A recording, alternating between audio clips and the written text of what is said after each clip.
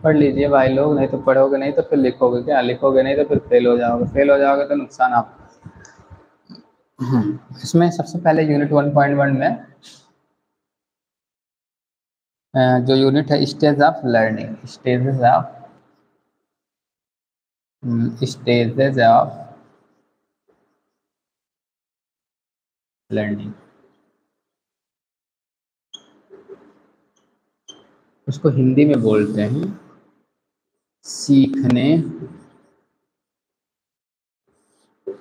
के चरण। आप लोग हेडिंग बनाइएगा, सीखने के चरण। सीखने के चरण क्या होते हैं इसके बारे में जो है एक बार आप पहले समझ लीजिए कि क्या है, कैसे है, क्यों है।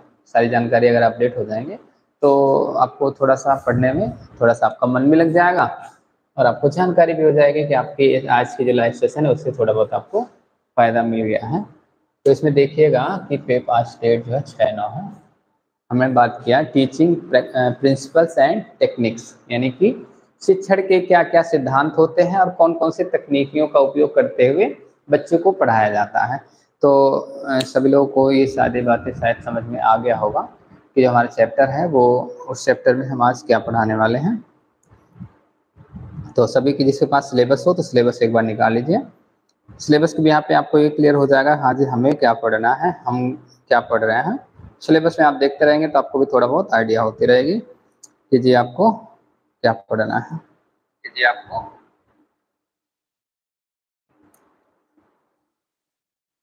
कोशिश करिए कि फटाफट जुड़ जाइए जिससे आज की क्लास का पूरा पूरा फायदा मिल सके आपको, क्योंकि आज हम जो है यूनिट फर्स्ट कंप्लीट कर देंगे। यूनिट फर्स्ट कंप्लीट हो जाएगी। स्टेज ऑफ लर्निंग में सीखने के चरण क्या होते हैं। सीखने का चरण से मतलब होता है कि जो कोई विद्यार्थी होता है वो चीज़ों को कैसे सीखता है, उसका क्या नियम कानून होते हैं और वो क्या सोचते हैं। मतलब आप समझिएगा ऐसे कि जो कहते हैं कि आप खाना कैसे खाते हो, तो आपको सबको पता है कि सबसे पहले हम हैंड वॉश करेंगे।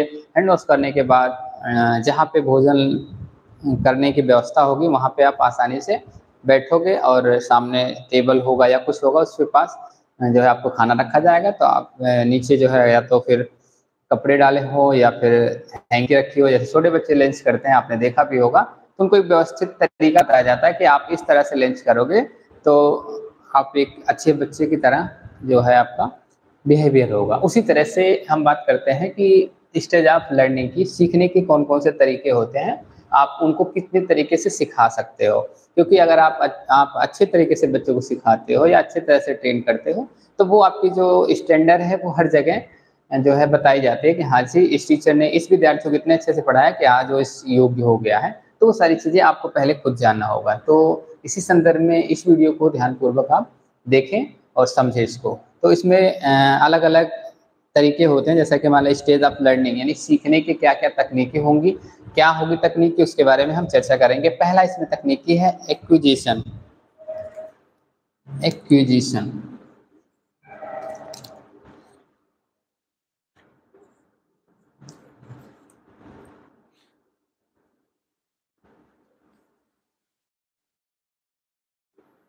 अब आप सोच रहे होंगे ये क्या लिख दिए हैं, समझ नहीं आता एक्विजिशन क्या है। तो जो विद्यार्थी जुड़े हुए हैं मैं उनको बताना चाहूँगा एक्विजिशन का मतलब क्या होता है और इसको लिखते क्यों है, इसका क्या तात्पर्य है, सारी जानकारी आपको हम अपडेट करना चाहेंगे।